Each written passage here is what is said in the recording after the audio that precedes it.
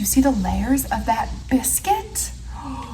We are making garlic herb pull-apart bread. The reason I wanted to show you this recipe is because I would say pretty much every time my family gets together between October to the new year, this is one of our go-to appetizers.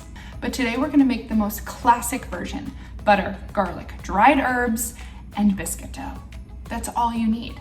And the reason I want to go classic is because for some people who feel really busy or really swamped and find it hard to make homemade recipes, as long as you keep biscuit dough in the fridge, you have all the ingredients to throw this together in under 30 minutes. So insanely inexpensive and easy to do.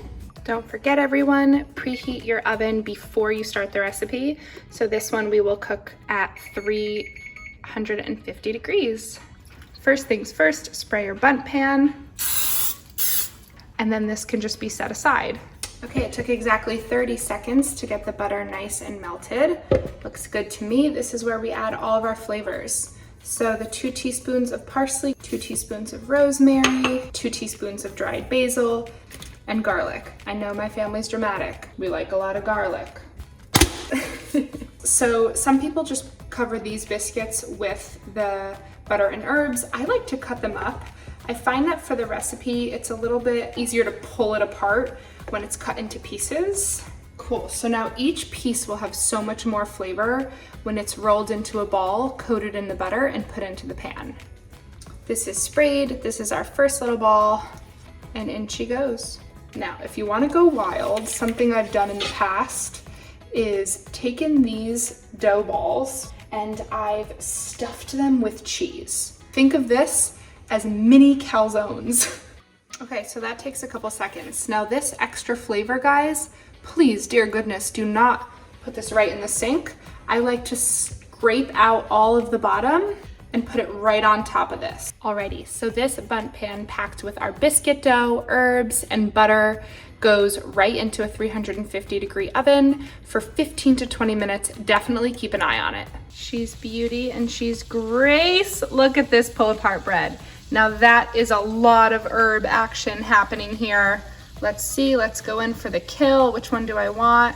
Ooh, it's so hot. Okay, look at this little piece. Ooh, it's so steaming. It's absolute heaven.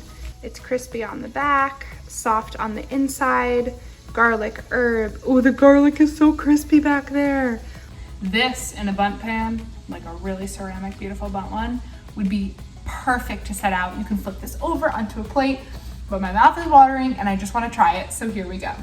And we like to heat up a little bit of marinara. You can do a little bit of cheese dip. Remember, you can stuff these babies with cheese. Okay, so it's dipped in marinara. Let's try it.